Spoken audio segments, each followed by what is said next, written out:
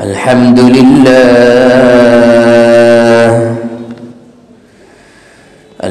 لله نحمده ونستعينه ونستغفره ونؤمن به ونتوكل عليه ونعوذ بالله من شرور أنفسنا ومن سيئات أعمالنا من يهده الله فلا مضل له ومن يضلله فلا هادي له ونشهد أن لا إله إلا الله وحده لا شريك له ونشهد أن سيدنا وسندنا وحبيبنا ومولانا محمدا عبده ورسوله أما بعد فقد قال رسول الله صلى الله عليه وسلم ورجل طلبته ذات منصب وجمال فقال إني أخاف الله أو كما قال عليه الصلاة والسلام بلغ العلا بكماله كشف الدجى بجماله حسنت جميع خصاله صلوا عليه وآله محمد أشرف الأعراب والعجم محمد خير من يمشي على قدمه بلغ العلا بكماله كشف الدجى بجماله حسنت جميع خصاله صلوا عليه وآله উপস্থিত সম্মানিত মুসল্লিয়ানে কেরাম, মহান সত্তা আল্লাহ রাব্বুল আলামিনের দরবারে লাখো কোটি শুকরিয়া, যিনি আমাদেরকে পবিত্র দিন জুমার দিন জুমার সালাতের পূর্বে কোরআন এবং হাদিস থেকে কিছু আলোচনা শোনার জন্য বসার তৌফিক দান করেছেন। সেই মহান সত্তা আল্লাহ রাব্বুল আলামিনের দরবারে শুকরিয়া আদায়ার্থে বলি আলহামদুলিল্লাহ।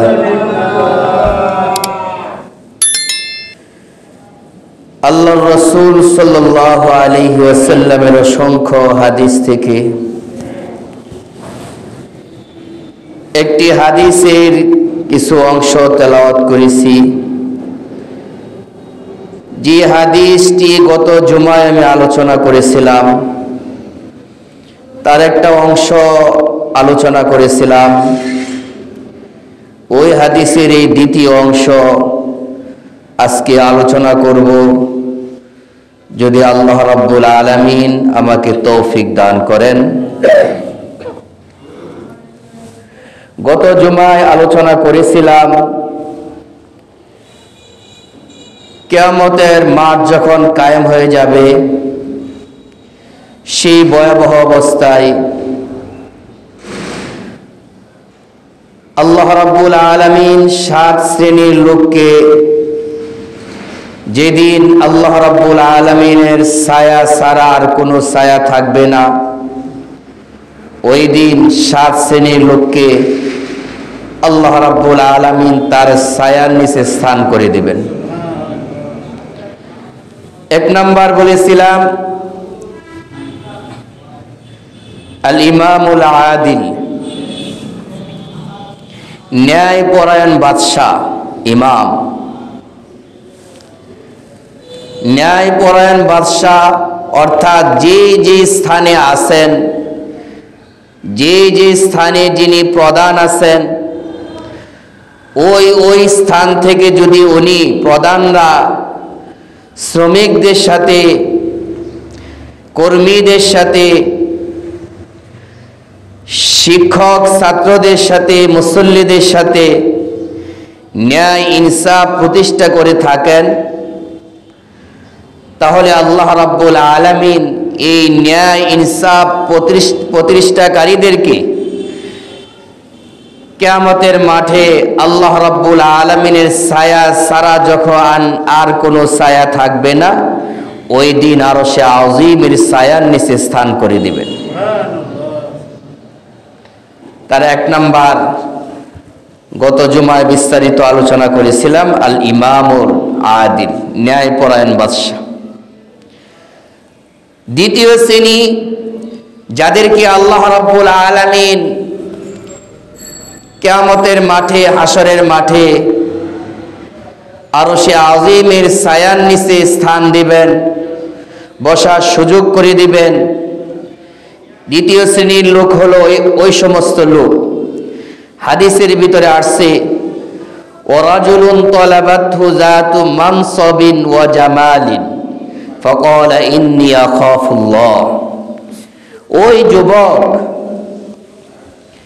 যেই যুবককে সম্ভ্রান্ত পরিবারের সুন্দরী রূপসী রমণী নির্জন স্থানে, যেখানে আর কেউ নেই, একাকী সুন্দর একটি কামরার ভিতরে, সুন্দর একটি রুমের ভিতরে তার কাম বাপ পূরণ করার জন্য ডাকছে, মিলনে লিপ্ত হওয়ার জন্য ডাকছে, ব্যভিচারে লিপ্ত হওয়ার জন্য আহ্বান করছে, আসো এখানে আর কেউ নেই, আমি আর তুমি। এইরকম সুন্দরী রমণী ডাকে সাড়া না দিয়ে আল্লাহ রাব্বুল আলামিনকে ভয় করে, পরকালকে ভয় করে, আল্লাহ রাব্বুল আলামিনের শাস্তি অন্তরে রেখে, জাহান্নামের কঠিন শাস্তি অন্তরে রেখে, পরকালের চিন্তা করে, ফিকির করে এই প্রস্তাবকে প্রত্যাখ্যান করে বলে ইন্নী আখাফুল্লাহ, আমি আল্লাহ রাব্বুল আলামিনকে ভয় করি। তুমি আমাকে জিনাহের দিকে আহ্বান করছো, তোমার সাথে নির্জনে মেলামেশা করার জন্য আহ্বান করছো, জিনা ব্যভিচারে লিপ্ত হওয়ার জন্য তুমি আহ্বান করছো। আমার অন্তরের ভিতরে আল্লাহর ভয় রয়েছে, আমার অন্তরের ভিতরে পরকালের ভয় রয়েছে, আমার অন্তরের ভিতরে পরকালের চিন্তা রয়েছে। দুঃখিত, আমি তোমার প্রস্তাব গ্রহণ করতে পারলাম না। ইন্নী আখাফুল্লাহ, আমি আমার রব আল্লাহ রাব্বুল আলামিনকে ভয় করি। এই রকম যুবককে যেই দিন কিয়ামতের মাঠ কায়েম হয়ে যাবে, হাসরের মাঠ কায়েম হয়ে যাবে, অর্ধ হাত উপরে সূর্য চলে আসবে, মানুষ গামের ভিতরে হাবুডুবু খাইতে থাকবে, তৃষ্ণার্ত হয়ে পড়বে, মাটি হবে, জমিন হবে তামার।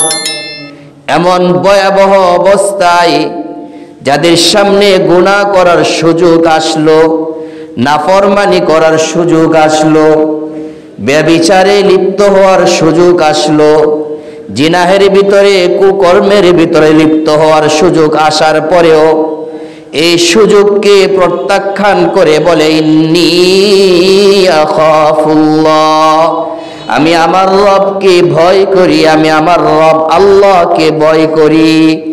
এই রকম যুবককে আল্লাহ রাব্বুল আলামিন সেই ভয়াবহ অবস্থায় হাসরের মাঠে আরশে আযীমের ছায়ার নিচে বসার সুযোগ করে দিবেন।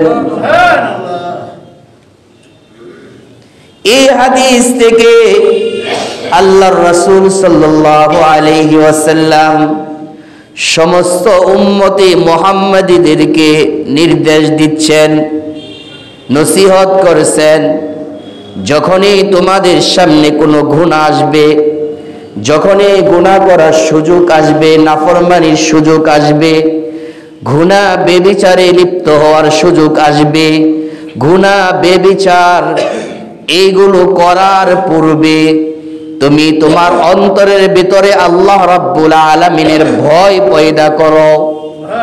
তুমি পরকালের চিন্তা তোমার অন্তরের ভিতরে পয়দা করো। যদি তোমার অন্তরের ভিতরে আল্লাহ রাব্বুল আলামিনের ভয়, পরকালের চিন্তা পয়দা করতে পারো, তাহলে তুমি সব ধরনের গুনাহ থেকে বিরত থাকতে পারবে। আল্লাহর ভয়, পরকালের চিন্তা, এই দুইটা অন্তরে আসার পরেও যদি শয়তান তাকে গুনাহের দিকে আকৃষ্ট করে, গুনাহের জালে আবদ্ধ করে নেয়, এমন অবস্থা যদি কারো হয়, দুইটি শর্ত তার অন্তরের ভিতরে রয়েছে। এক নাম্বার শর্ত হলো আল্লাহর ভয় তার অন্তরে রয়েছে, পরকালের ফিকিরও তার অন্তরের ভিতরে রয়েছে। এরপরেও যদি শয়তান গুনাহের দিকে আকৃষ্ট করে, গুনাহের জালে আবদ্ধ করতে চায়, তখন আল্লাহ রাব্বুল আলামিন ওয়াদা দিয়েছেন, তুমি অটল থাকো, অটল থাকো, আমি আল্লাহ রাব্বুল আলামিন তোমাকে হিফাজত করব। শুধু হিফাজতই করব না, তোমাকে আমি উঁচু মর্যাদা দান করব।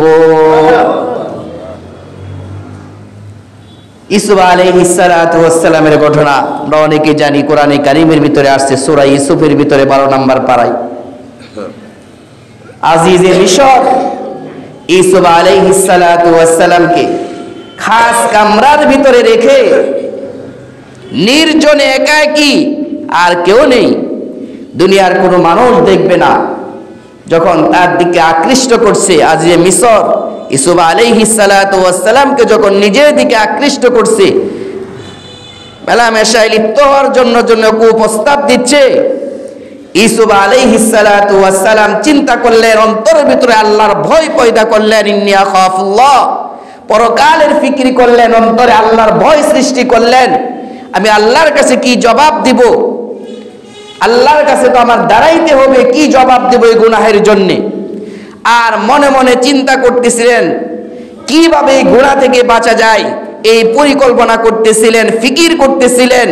আর অন্তরের ভিতরে আল্লাহর ভয়, পরকালের ফিকির আর চিন্তা যখন একত্রিত হলো, আর এই চিন্তা ফিকির নিয়ে গুনাহ থেকে বাঁচার জন্য যখন তিনি সামনের দিকে রওনা দিলেন, সামনের দিকে দৌড় দিলেন, আল্লাহ রাব্বুল আলামিন তিনার রাস্তাকে সহজ করে দিলেন।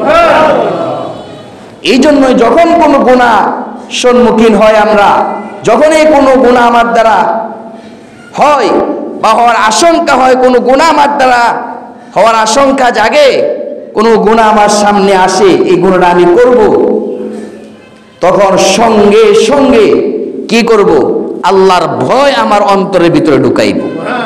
দুনিয়ার কোনো মানুষ দেখতেছে না, দুনিয়ার কোনো মানুষ দেখে না আমি গুনাহ করতেছি, এখানে আমি আর যার সাথে আমি ব্যভিচারে লিপ্ত হচ্ছে, দুইজন ছাড়া আর কেউ নেই, কিন্তু একজন তো আর আছেন, আর সে আযীমের মালিক, তিনি দেখতেছেন আমি কি করতেছি।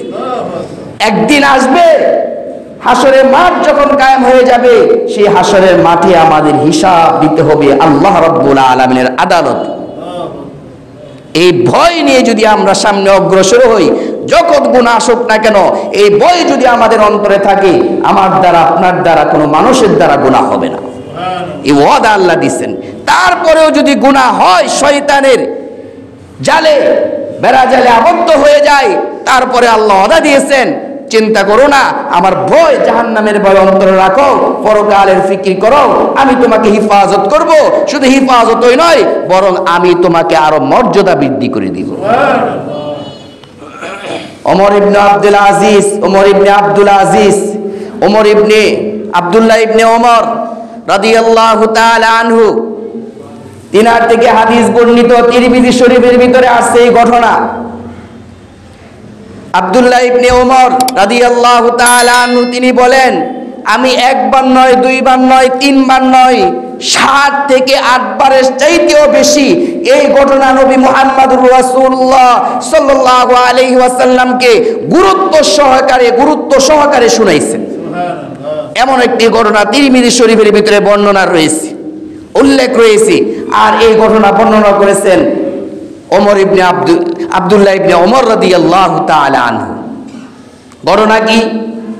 তিরমিজি শরীফের বর্ণনা মতে পাওয়া যায়, আব্দুল্লাহ ইবনে ওমর রাদিয়াল্লাহু তাআলা আনহু তিনি বলেন, বনি ইসরাইলদের মধ্যে এক ব্যক্তি ছিল, যার নাম ছিল কফিল। কি নাম? যার নাম ছিল কফিল। এই কফিল এমন কোনো গুনাহ করে নাই, পৃথিবীর বুকে যত ধরনের অপরাধ আছে, যত গুনাহ রয়েছে, যত অন্যায় রয়েছে, যত নাফরমানি রয়েছে, যত ব্যভিচার রয়েছে, জেনা সহ এরকম জঘন্যতম অপরাধের ভিতরে সে লিপ্ত হয়েছে।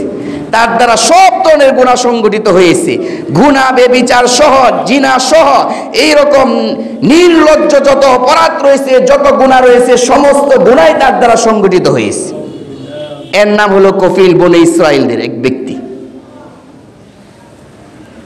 একে আল্লাহ রাব্বুল আলামিন অনেক ধন সম্পদ দিয়েছিলেন, আর এই ধন সম্পদ গুনাহের কাজে ব্যয় করেছে, জিনাহের কাজে ব্যয় করেছে, ব্যভিচারে ব্যয় করেছে। আমাদের দেশে এরকম অনেক সম্পদশালী রয়েছে, অর্থকড়ির মালিক রয়েছে, টাকা কোন জায়গায় ব্যয় করবে, খরচ করবে সেই জায়গা খুঁজে পায় না, সেই জন্য কেসিনিওতে যায়, এখানে সেখানে যায়, জোয়ার আসরে যায়, মদের আসরে গিয়ে টাকা খরচ করে কিনা? নারীদেরকে নিয়ে পার্টি করে, পার্টিতে লক্ষ লক্ষ টাকা ব্যয় করে ফেলে। এরকম অর্থকড়ি সম্পদের মালিক বাংলার জমিনে অনেক রয়েছে। খরচ করার জায়গা পাই না, মসজিদের জন্য চাওয়া হয়, দেয় না, মাদ্রাসার জন্য চাওয়া হয়, সৎ কাজের জন্য চাওয়া হয়, দেয় না। কিন্তু গুনাহের কাজে যখন চাওয়া হয়, যখন বলা হয় নারীকে নিয়ে পার্টি করতে হবে, মদের আসরে বসবে, সেখানে কেসিনিও যাইতে হবে, তখন তারা লক্ষ লক্ষ টাকা গুনাহের কাজে ব্যয় করে ফেলে। এই বনি ইসরাইলের এই কফিল নামে তার অবস্থা এমন ছিল, অর্থকড়ির মালিক ছিল, বিশেষ করে নারীদের জন্য অনেক টাকা ব্যভিচারে লিপ্ত হয়ে খরচ করত, অর্থ সম্পদ খরচ করত, গুনাহের জন্য খরচ করত।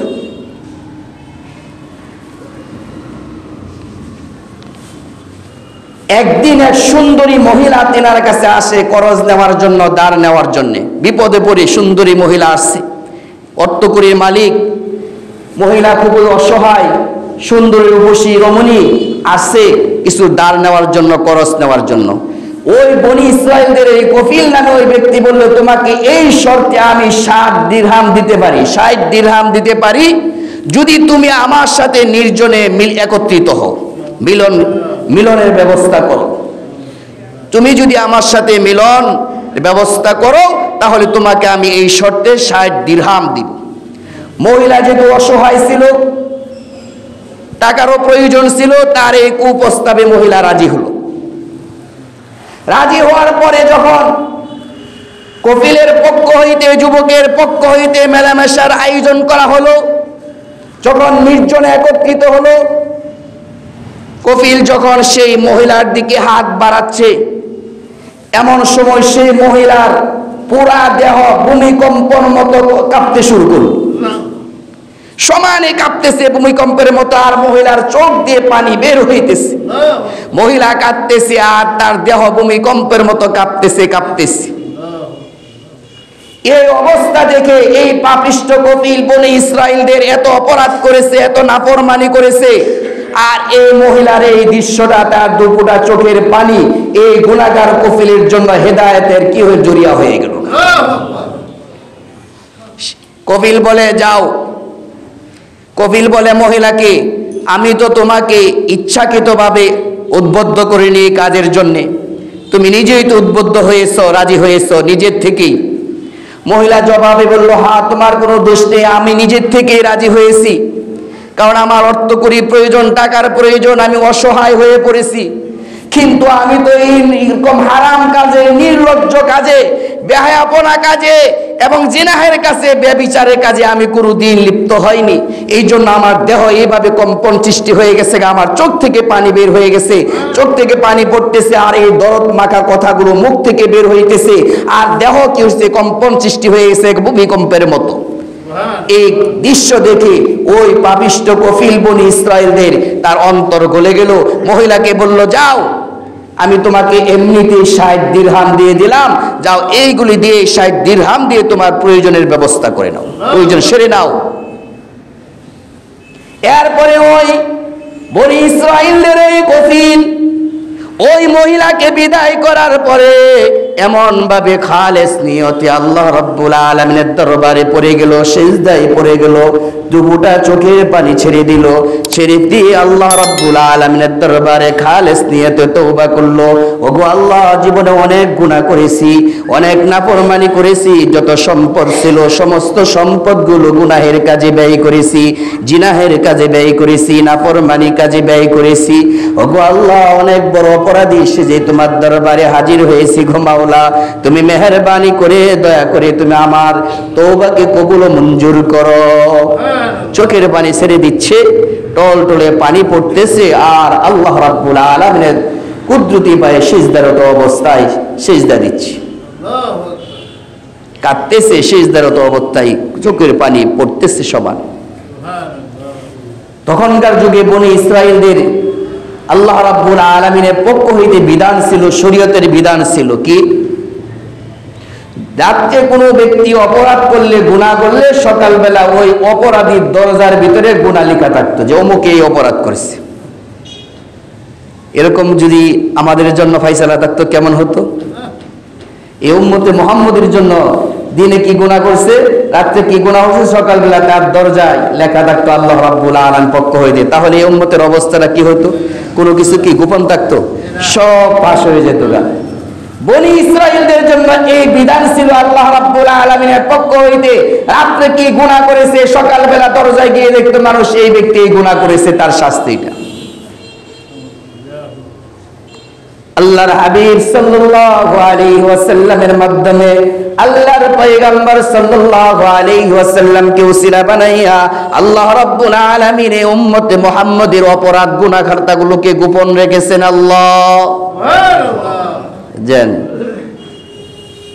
রাত্রিবেলা যদি কেউ তওবা করতো বনি ইসরায়েলদের পক্ষ হইতে, আল্লাহর বিধান ছিল তার তওবা কবুল হয়েছে কি হয় নাই, সকালবেলা দরজায় লেখা থাকতো অমুকের তওবা কবুল হয়েছে, অমুকের তওবা কবুল হয় নাই। এরকম বিধান যদি আমাদের থাকতো কেমন অবস্থা হতো? লজ্জা ডাকা যাইতো, রাস্তায় হাঁটা যাইতো না, মুখ দেখানো যাইতো না, তাই না? আল্লাহ রাব্বুল আলামিন কত মেহেরবান, কত দয়াবান আমাদের প্রতি, চিন্তা করে দেখুন কত রহম করেছেন এই উম্মতে মুহাম্মদের প্রতি। একটু ফিকির করে দেখুন, এটা যদি চিন্তা করতো মানুষ তাহলে গুনাহ করতো না। সকালবেলা মানুষ ঘুম থেকে উঠে দেখে ওই বনি ইসরায়েলদের এই কফিলের দরজার ভিতরে লেখা রয়েছে আল্লাহ রাব্বুল আলামিন এই কফিলের, বনি ইসরায়েলদের এই কফিল নামের এই ব্যক্তির তওবাকে আল্লাহ রাব্বুল আলামিন কবুল করে নিছেন। তো খালেস নিয়তে তওবা করছে, সকালবেলা দরজায় গিয়ে দেখে মানুষ তার তওবা কবুল হয়ে গেছে। মানুষ বিস্মিত হয়ে পড়ছে, হতভম্ব হয়ে পড়ছে। এত বড় অপরাধী, সারা জীবন গুনাহ করেছে, নারীর নির্যাতন, নারীর উপরে জুলুম করেছে, অন্যায়ভাবে ব্যভিচারে লিপ্ত হয়েছে, জিনা ব্যভিচার সারা যত গুনাহ আছে সব গুনাহ করেছে। এই লোককে আল্লাহ রাব্বুল আলামিন ক্ষমা করে দিলেন, কিভাবে তার তওবা কবুল হলো?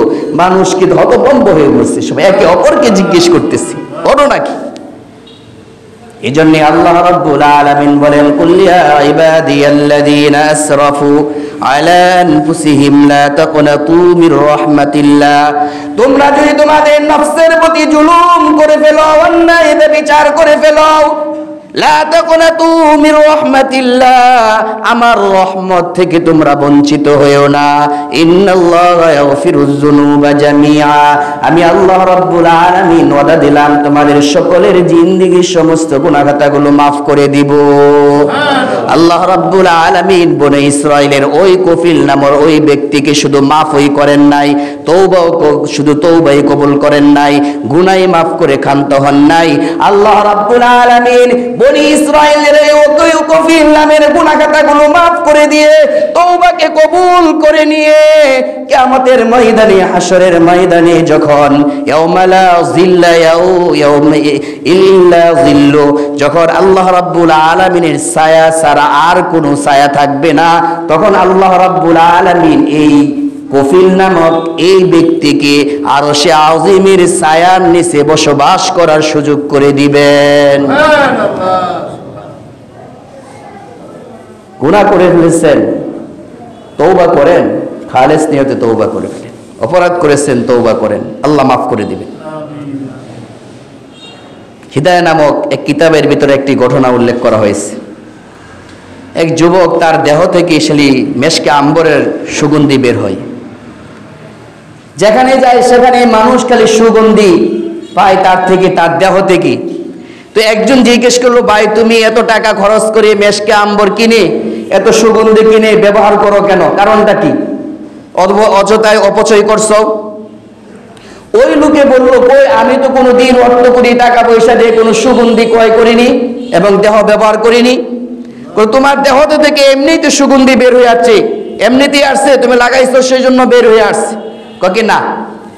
তাহলে কি ঘটনা? কি কয়েক গোপন ঘটনা, গোপন রহস্য। সেটা কি গোপন রহস্য? তুমি আমাকে বলো। না, আমি বলবো না, এই পর্যন্ত কাউকে বলিনি। বলো, এর দ্বারা যদি আমি নিজে উপকৃত হতে পারি, যদি আমার উপকার হলো তোমার ঘটনার দ্বারা, তুমি বলো। তখন ওই যুবক বললো, দেখো আমার বাবা হাড়ি পাতিলের ব্যবসা বাণিজ্য করত, মানুষের বাড়িতে গিয়ে গিয়ে হাড়ি পাতিল বিক্রি করত। একদিন আমার বাবার সাথে আমিও ব্যবসায় যাই। এক বাড়িতে যাওয়ার পরে এক মহিলা আসছে। ওই মহিলা হাড়ি পাতিল বিক্রি করার কেনার পরে, ক্রয় করার পরে আমার বাবার কাছে বললো, আপনার এই সন্তানকে, এই যুবককে আমার কাছে দেন, বাড়িতে গিয়ে এই যুবকের সাথে টাকাটা দিয়ে দিন। কথা মতো বাবা সন্তানকে দিয়ে দিল। বাড়িতে গেল, মহিলার বাড়িতে গিয়ে দেখে এক সুন্দরী রমণী একটি খাস কামরার ভিতরে বসা। যুবকও সুন্দর ছিল, টকবক ছিল, চেহারা উজ্জ্বল ছিল। আর সেই সুন্দরী রমণী এই যুবকের প্রতি আকৃষ্ট হয়ে পড়ল। এমন ভাবে আকৃষ্ট হয়ে তাকে ঘর থেকে, সেই রক্ষিত সুন্দর কামরা থেকে ডাকতেছে, আহ্বান করতেছে, আসো, ভিতরে আসো। কিন্তু জানা এক পর্যায়ে সেই মহিলা সুন্দরী রূপসী রমণী ওই যুবককে ঘর থেকে, কামরা থেকে বের হয়ে ওই যুবককে ভিতরে, কামরার ভিতরে, খাস কামরার ভিতরে নিয়ে গেল।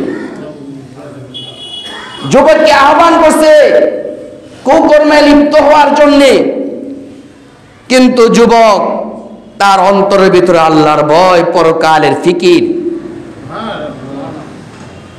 আল্লাহর ভয়, জাহান্নামের ভয়, জাহান্নামের শাস্তির ভয়। আল্লাহর কাছে জবাবদিহি করতে হবে। যদিও কোনো মানুষ এখানে দেখতেছেন আমি আর এই সুন্দরী রূপসী রমণী, এছাড়া আর কেউ নাই, কিন্তু একজন আসছেন আরশে আজিমের মালিক, তিনি তো দেখতেছেন, চিন্তা করতেছেন কিভাবে এই গুনাহ থেকে বাঁচা যায়, কৌশল অবলম্বন করতেছেন, ফিকির করতেছেন এই ব্যভিচার থেকে, গুনাহ থেকে, এই সুন্দরী রূপসী রমণীর আক্রমণ থেকে কিভাবে নিজেকে হেফাজত করা যায়, চিন্তা ফিকির করতেছেন। এমন সময় মাথায় ঢুকে গেল। কেন ঢুকছে? আল্লাহ ঢুকাই দিচ্ছেন। কেন ঢুকাইছেন? আল্লাহর ভয় অন্তরে আছে, পরকালের ফিকির অন্তরে আছে, জাহান্নামের ভয়, শাস্তির ভয় অন্তরে আছে। আর কৌশল অবলম্বন করতেছেন, ফিকির করতেছেন, কেন কিভাবে এই গুনাহ থেকে বাঁচা যায়। এই জন্য আল্লাহ রাব্বুল আলামিন কি করলেন? পন্থা কি করলেন? দেখাই দিলেন, বের করে দিলেন। মাথার ভিতরে চিন্তা আসছে। হঠাৎ করে যুবতীকে বলল, দেখো আমার টয়লেটে যাইতে হবে। কোথায়? আমার টয়লেটে যাইতে হবে। এমন সময় যুবতী সুন্দরী রমণী বলল, এক খাদেমাকে বলল, চাকরানিকে বলল, এই বাথরুমটা, টয়লেটটার জন্য সুন্দরভাবে পরিষ্কার করে দাও। টয়লেটে গেল যুবক টয়লেটে গিয়ে মল ত্যাগ করলো। মল ত্যাগ করার পরে যে মল বের হয়েছিল, ওই মল পুরা দেহের ভিতরে, পুরা কাপড়ের ভিতরে কি করলো? একবারে সুন্দরভাবে, ভালোভাবে, কোথাও একটু জায়গা ফাঁকা নেই, পুরা দেহের ভিতরে, পুরা কাপড়ের ভিতরে লাগিয়ে দিল। লাগিয়ে দিয়ে বাহিরে বের আসছে, যুবতীর সামনে আসছে। একটু আগে যেই যুবতী তাকে আহ্বান করছিল কুকর্মে লিপ্ত হওয়ার জন্য, এখন সেই সুন্দরী রূপসী রমণী বলে, এত পাগল, এতে বাড়ি থেকে বের করে দাও, এত পাগল, বাড়ি থেকে বের করে দাও, আমার এখান থেকে বের করে দাও। যুবক বাড়ি থেকে বের হয়ে, ওই খাস কামরা থেকে, ওই বাড়ি থেকে বের হয়ে পকেটে ছিল 1 দিরহাম। 1 দিরহাম দিয়ে একটি টাকা, এক দিরহাম দিয়ে একটি সাবান ক্রয় করে নদীতে গিয়ে উত্তম রূপে কাপড় পরিষ্কার করে গোসল করে চলে আসে। ঘটনাক্রমে ওই রাত্রিতে স্বপ্নে দেখে একজন ফেরেশতা আল্লাহ রাব্বুল আলামিনের পক্ষ হইতে আসছে।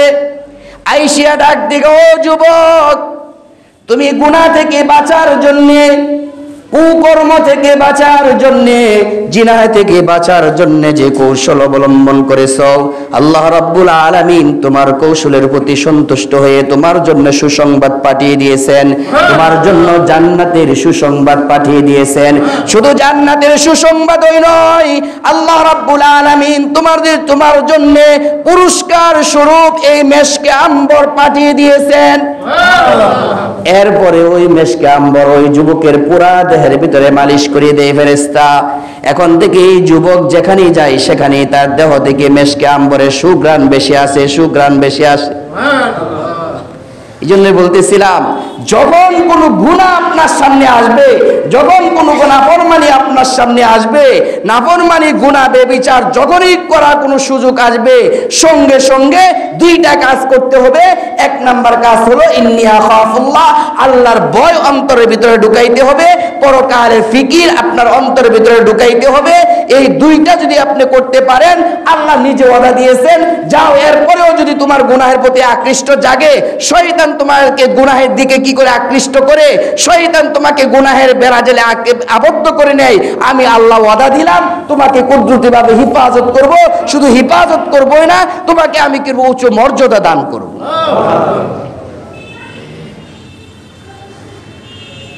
আজকে কয় তারিখ? 12 তারিখ। আর কয়দিন আছে? 2 দিন। কিসের 2 দিন আছে? ভালোবাসা। এটা পাইলেন কই? ভালোবাসা এটা পাইলেন কই? এখানে তো অনেক মানুষ আপনারা আছেন, শিক্ষিত সমাজ, যুবক ভাইরা, স্কুল কলেজ পড়ুয়া, ভার্সিটি পড়ুয়া ছাত্ররা আছেন, বা শিক্ষিত লোকেরা আছেন। ভালোবাসা দিবস, ভ্যালেন্টাইন্স ডে, বুঝলাম এটা দিবস, ভ্যালেন্টাইন্স। যে ভালোবাসা কোন ডিকশনারিতে আছে দেখান। পৃথিবীর বুকে যত ডিকশনারি আছে প্রত্যেকটি ডিকশনারি খুলেন, দেখবেন এর ভিতরে ভ্যালেন্টাইন্স এর ব্যাখ্যা ভালোবাসা কিনা দেখান, কোথাও নেই। অথচ আমরা কি করতেছি? ভ্যালেন্টাইন্স ডে পালন করতেছি, আর এরা ব্যাখ্যা করি আমরা ভালোবাসা। এই ভালোবাসা দেখান, একটা ডিকশনারি খুলে দেখান এর অর্থ ভালোবাসা। এই ভালোবাসা দিবসে কত কুকর্ম হইতেছে, কত জেনা হইতেছে, কত ব্যভিচারে লিপ্ত হইতেছে, কত মা দর্শিতা হইতেছে, কত বোন দর্শিতা হইতেছে, কত নারী দর্শিতা হইতেছে, খবর আছে? এই ভ্যালেন্টাইন্স এর ভিতরে কত অপকর্ম লুকায়িত রয়েছে জানেন কেউ? শুধু ব্যাখ্যা করেন, বিশ্লেষণ করেন, গবেষণা করেন। এটা নিয়ে, এই ভ্যালেন্টাইন্স নিয়ে যদি কেউ গবেষণা করেন, তাহলে বেরিয়ে আসবে এর ভিতর থেকে কত কুকর্মের ভিতরে রয়েছে। একবার চিন্তা করেন, নিয়ে গবেষণা করেন প্রকৃতপক্ষে অর্থটা কি ভালোবাসা কিনা। কোন ডিকশনারির ভিতরে খুঁজে পাবেন না এর অর্থ, ব্যাখ্যা ভালোবাসা। আদম আলাইহিস সালাম, ঈসা আলাইহিস সালাতু ওয়াস সালামের 400 বছর আগে থেকেই এই ভালোবাসা দিবস পালন হচ্ছে। তো আগে থেকে বলছি সংক্ষিপ্ত আকারে। তখনকার যুগে রূপা কালিয়া নামে এক মূর্তি ছিল। এই রূপা কালিয়া নামে মূর্তি তারা কি করতো? পূজা দিত। কি পূজা দিত? আমাদের মতো কুরবানি ঈদের সময় তারা সেখানে ছাগল গরু এগুলো জবাই করতো। জবাই করে ওর নামে রূপা কালিয়া কি এই এর নাম মূর্তির নামে তারা উৎসর্গ করত। উৎসর্গ করার পরে যুবক এবং যুবতীদের নাম একসাথে রেখে লটারি দেওয়া হতো। যে যুবকের নামের সাথে যেই যুবতী লটারিতে উঠতো আসতো, ওই যুবক আর ওই যুবতী 1 বছরের মধ্যে, 1 বছরের জন্য 14 ফেব্রুয়ারি থেকে আরেক 14 ফেব্রুয়ারি পর্যন্ত তাদের জন্য সেক্স ফ্রি হয়ে যেত। নাউজুবিল্লাহ। চিন্তা করে, আপনি মুসলমান, আপনি কিভাবে সেটা পালন করেন? মুসলমানরা কিভাবে সেটা পালন করে? কি জঘন্য অপরাধ এই ভ্যালেন্টাইন্সের ভিতরে লুকায়িত রয়েছে। চিন্তা করছেন একবার? এখানেই শেষ নয়, এরপরে এই যুবক যুবতী, যে যুবক যুবতী লটারির ভিতরে তাদের নাম একত্রিত উঠেছে, এই যুবক আর এই যুবতী 1 বছরের জন্য তাদের একজন অপরের জন্য ফ্রি হয়ে যেত অপকর্ম লিপ্ত হওয়ার জন্য। এরপরে এই যুবক আর এই যুবতী তারা কি করত, একটি ছাগল, এই রূপার কালিয়া নামক যে মূর্তি রয়েছে, এই মূর্তির জন্য একটি ছাগল উৎসর্গ করত। ছাগল উৎসর্গ করার পরে এই ছাগলের যে চামড়া রয়েছে, এই চামড়াকে পরিয়ে দেওয়া হতো ওই মহিলা, ওই যুবতীর গায়ে। এরপরে যুবকের হাতে একটি লাঠি দেওয়া হতো, ওই লাঠির ভিতরে 2 ধরনের রক্ত থাকতো। এক ধরনের রক্ত থাকতো কুকুরের রক্ত, কুকুরকে জবাই করে ওই লাঠিটাকে রক্তে রঞ্জিত করা হতো। আর ওই যে ছাগল উৎসর্গ করেছিল ওই রূপা নামক কালিয়া ইয়ার জন্য উৎসর্গ করা হয়েছিল, ওই রূপা নামক কালিয়ার নামে যে বকরিটা উৎসর্গ করা হয়েছিল, ওই বকরির যে রক্ত বেরিয়েছিল ওই রক্ত দিয়ে ওই লাঠিটা রক্তে রঞ্জিত করে ওই লাঠিটা যুবকের হাতে দেওয়া হতো। এবার এই যুবক ওই লাঠি দিয়ে ওই যুবতীর ওই স্থানে পিটাইতো যে স্থানে বকরির চামড়া লাগিয়ে পরিয়ে দেওয়া হয়েছে। তখন তাদের আকীদা বিশ্বাস এইটা ছিল যে এই লাঠি দিয়ে যদি ওই যুবতীর ওই স্থানে যেখানে চামড়া লাগিয়ে পরিয়ে দেওয়া হয়েছে পিটানো হয়, তাহলে এর দ্বারা এই যুবতী গর্ভবতী হবে। নাউযুবিল্লাহ। এমন আকীদা বিশ্বাস যদি মুসলমানরা কেউ করে, কিছু মুসলমানের সন্তানেরা করে, সঙ্গে সঙ্গে তার ঈমান চলে যাবে, ঈমান থাকবে না। এই রকম অপকর্ম এই ভ্যালেন্টাইন্সের ভিতরে রয়েছে। আর মুসলমানরা আনন্দ হয়ে এই দিনে ভালোবাসা দিবস পালন করছে। এখানেই শেষ নয়, ভ্যালেন্টাইন্স খ্রিস্টানদের এইভাবে চলতে চলতে চলতে চলতে ঈসা আলাইহিস সালাতু ওয়াস সালামের যুগ পর্যন্ত আসে। যেহেতু ঈসা আলাইহিস সালাতু ওয়াস সালামের অনুসারীরা ছিল আহলে কিতাব, এরা চিন্তা করলো একজন কি রূপা কালিয়া নামক এই দেবতার কি করা যায় না, উপাসনা করা যায় না, কোনো অবস্থাতেই আমরা মেনে নিতে পারি না। আমরা হলে আহলে কিতাব, আমরা কোনোভাবে না মেনে নিতে পারি না। কিন্তু তারা তাদের কার্যক্রম চালাচ্ছে, কোনো ফায়দা হচ্ছে না মানুষের ভিতরে, এমন ভাবে এটা পৌঁছে গেছে এই ভালোবাসা দিবস। কিন্তু তারপরেও তারা চেষ্টা চালাচ্ছে। শেষ পর্যন্ত ঈসা আলাইহিস সালাতু ওয়াস সালামের যুগে যারা ছিল খ্রিস্টানপন্থী, এরা চিন্তা করলো কমপক্ষে রূপা কালিয়া ভালোবাসা দিবসটা থাকতে পারে, যদি এটা পরিবর্তন না করতে পারে কমপক্ষে নামটা পরিবর্তন করতে হবে। কি করতে হবে? তারা এই চিন্তা ভাবনা কইরা ওই রূপা কালিয়ার নামে যে দেবতা ছিল ওই দেবতার নামটা পরিবর্তন করে ভ্যালেন্টাইন্স এই নামটা লাগিয়ে দিই। উঠতে আসছে ভ্যালেন্টাইন্স, চিন্তা করছেন? ওই জায়গা থেকে আসছে এই ভ্যালেন্টাইন্স। এই ভ্যালেন্টাইন্স এটা খ্রিস্টানদের 50 জন ধর্ম যাজকের গুরুদের নাম। এর ভিতরে বিশেষভাবে 2 জনের নাম উল্লেখ রয়েছে এই জায়গায়। পরবর্তীতে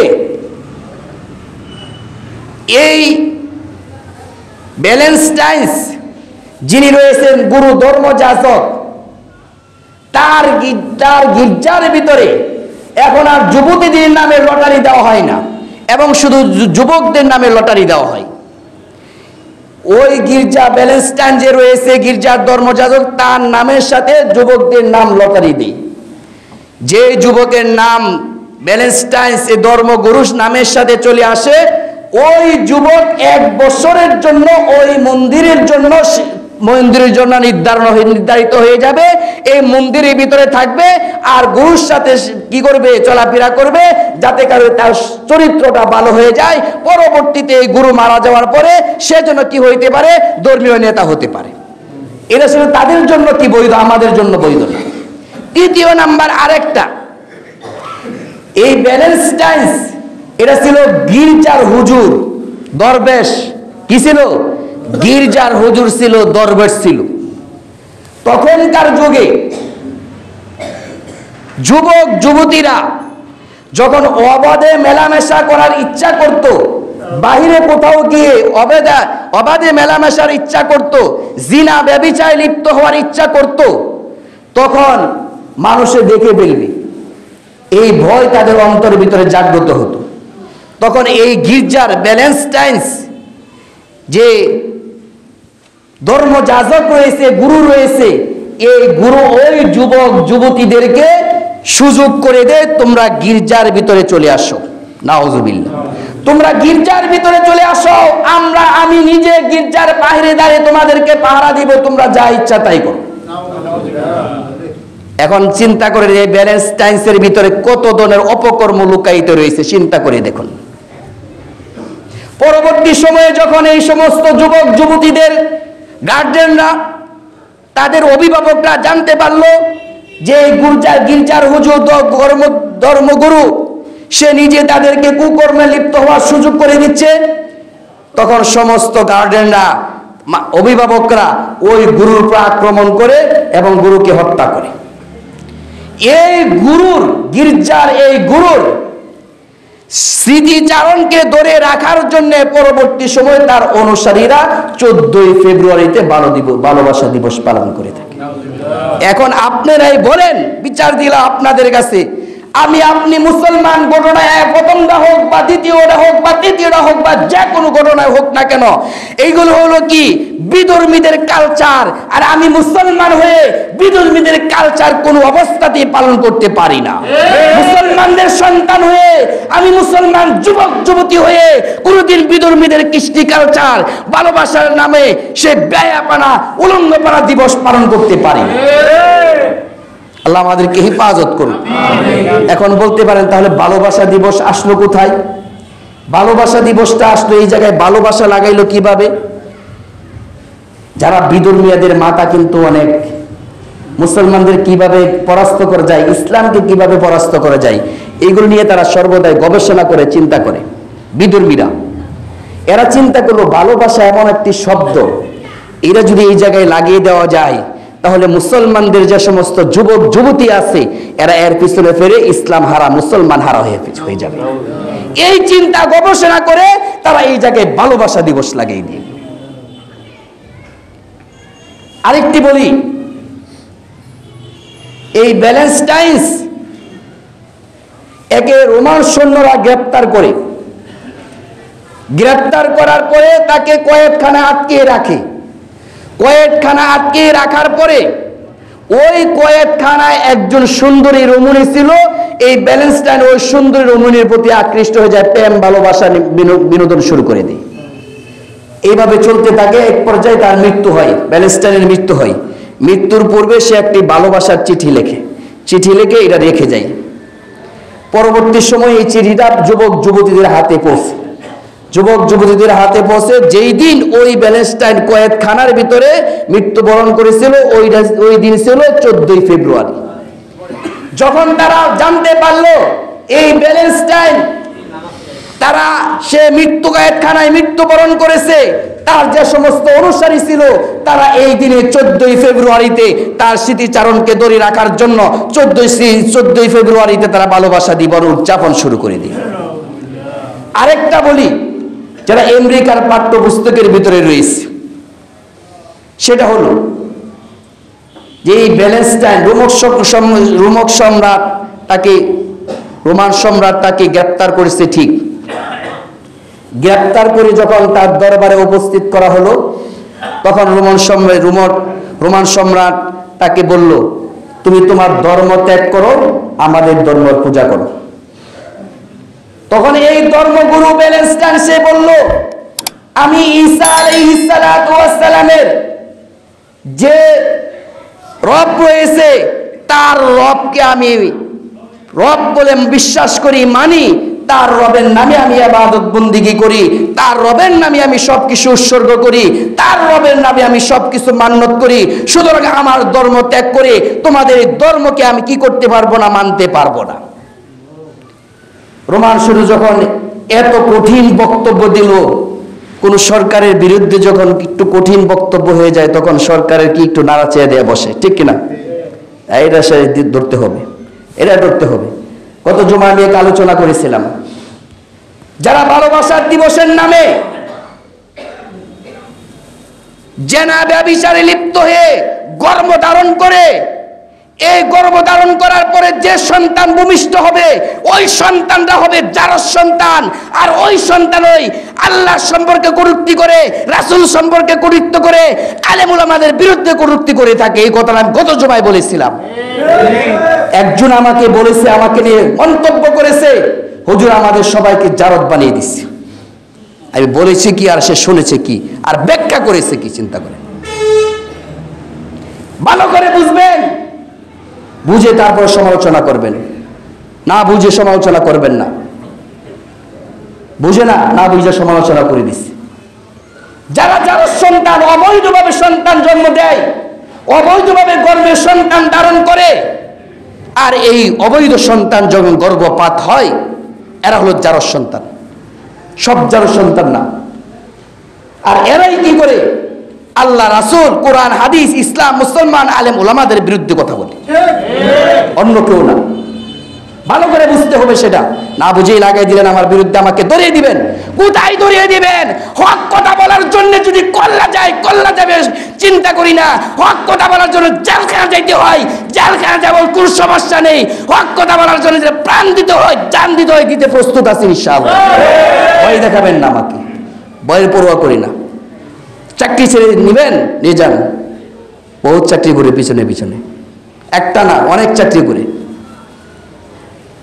এই সমস্ত ভয় আমাকে দেখাবেন না, ধরাই দিবেন আমাকে। দেন ধরাইয়া কি বলছি আপনি সেটা দেখেন। আমার প্রত্যেকটা রেকর্ড, প্রত্যেকটা ওয়াজ ইউটিউবে আছে, সব জুমার দিনে দেখেন। যদি কারো সন্দেহ লাগে কি বলছে হুজুরে, দেখেন সেখানে গিয়ে। এই ব্যালেন্সটাইন যখন রোমান সম্রাট গ্রেপ্তার করলো, গ্রেপ্তার করে যখন তার আদালতের সামনে হাজির করা হলো, তখন বলা হলো তোমার ধর্ম তুমি ত্যাগ করো। তখন সে বলল, আমি, আমার জান যাইতে পারে, আমার কল্লা যাইতে পারে, জেলখানা আবদ্ধ করে রাখতে পারেন, ফাঁসির কাস্টে ঝুলিয়ে আমাকে হত্যা করতে পারেন, তারপরে আমার ধর্ম যেটা রয়েছে আমি এই ধর্ম ত্যাগ করতে পারবো না। ও মুহতারাম হাজিরিন, ভালো করে বুঝুন, একজন খ্রিস্টান ধর্মযাজক সে যদি তার ধর্মের জন্য জান দিতে পারে, প্রাণ দিতে পারে, তাহলে আমরা মুসলমান হয়ে সেই প্যালেস্টাইনের ধর্ম, সেই প্যালেস্টাইনের আদর্শ, ভালোবাসা দিবস কিভাবে আমরা উদযাপন করতে পারি? কোনোভাবেই পারি না, ঠিক কিনা? আল্লাহ আমাদের সকলকে হিফাজত করুন। ভালোবাসার নামে যে বেয়াপনা উলঙ্গপানা হচ্ছে, আমরা আমাদের সন্তান দিগকে আমরা নিজেরাই গুনাহের দিকে কি করছি, বের করে দিচ্ছে বাড়ি থেকে। এক মহিলা আসছে, আয়েশা বলে কান্নাকাটি করতেছে, হুজুর আমার মেয়েরা তো চলে গেছে, প্রেমিকের সাথে হাত ধরে চলে গেছে, একে অপরের হাত ধরে চলে গেছে। মোবাইলটা কিনে দিছিলাম, 15 বছর 14 বছর বয়স, আর কাঁদতেছে, মাথার ভিতরে বুকে থাপড়াইতেছে। আরে প্রেম ভালোবাসা করার জন্য তুমিই তো তোমার মেয়েকে সুযোগ করে দিয়েছো, তুমি তোমার যুবককে সুযোগ করে দিয়েছো, যুবতীকে তুমি তো তোমার বাবা হয়ে সুযোগ করে দিয়েছো, ঠিক কিনা? অপরাধ তো তোমাদের, এদের অপরাধ নয়। অপরাধীকে টিকিট কেটে বাসে উঠাই দিচ্ছে। কিছুক্ষণ পরে জিজ্ঞেস করছে অপরাধী কোথায়? অপরাধী সিলেট চলে গেছে, চট্টগ্রাম চলে গেছে। চট্টগ্রাম যাওয়ার জন্য অপরাধীদের সাহায্য তুমিই করলা, তুমি তো বড় অপরাধী। ছেলে মেয়েদেরকে ভালোবাসা দিবসে রাস্তায় নামিয়ে দিচ্ছি আমরা, বাবারা, অপরাধী তো আমরা। এই জন্য করজোরে আবেদন করছি যুবক ভাইদের প্রতি এবং যুবক সন্তানদের বাবাদের প্রতি, ভালোবাসা দিবস আর মাত্র 2 দিন বাকি আছে, 14 ফেব্রুয়ারি। আমার ছেলেকে, আমার মেয়েকে আমরা নিজেরাই নিজে হেফাজত করব। রাজি আছি না ইনশাআল্লাহ? এই 14 ফেব্রুয়ারিতে যেন আমাদের একটা ছেলে মেয়েও রাস্তায় গিয়ে পর মহিলাদের সাথে অবাধে ঘোরাফেরা না করে, ভালোবাসায় প্রেম বিনিময় না করে। এই জন্য আমরা বাবারা প্রত্যেকেই সজাগ থাকবো ইনশাআল্লাহ। জি আছি না? আল্লাহ আমাদের সকলকে হিফাজত করুক। এইভাবে যদি আমরা কি করতে পারি, গুনাহ থেকে পরহেজ করতে পারি। আর যখন গুনাহের কাজ সামনে চলে আসবে, এই গুনাহের কাজ সামনে চলে আসার সঙ্গে সঙ্গে যদি অন্তরের ভিতরে ইন্নী আখাফুল্লাহ, অন্তরের ভিতরে যদি আল্লাহ রাব্বুল আলামিনের ভয় ঢুকাইতে পারি, পরকালের ফিকির ঢুকাইতে পারি, কিয়ামতের ময়দানে, হাসরের ময়দানে যখন অর্ধ হাত উপরে সূর্য চলে আসবে, জমিন হবে তামার, মানুষ পিপাসিত হয়ে কাতর হয়ে পড়বে, তৃষ্ণার্ত হয়ে পড়ে পানি পানি বলে চিৎকার করতে থাকবে। এমন ভয়াবহ অবস্থায় আল্লাহ রাব্বুল আলামিনের ছায়া ছাড়া যখন কোনো ছায়া থাকবে না, ওই মহা বিপদের দিন আল্লাহ রাব্বুল আলামিন আমাকে আপনাকে সমস্ত মানুষ উম্মতদেরকে যারা গুনাহ থেকে বিরত রয়েছে এবং আল্লাহ তার রাসূলের পথে নির্দেশিত পথে জীবন যাপন করেছে, সকলকে আল্লাহ রাব্বুল আলামিন আরশে আযীমের ছায়ার নিচে বসবাস করার সুযোগ করে দিবেন। আমরা চেয়েছি 2 নম্বর কারণ, 7 শ্রেণীর লোককে আরশে আযীমের ছায়ার নিচে স্থান করবেন সে কিয়ামতের ময়দানে, হাসরের ময়দানে। দ্বিতীয় নাম্বারটা আজকে আলোচনা করলাম, আরো রয়েছে 5টা।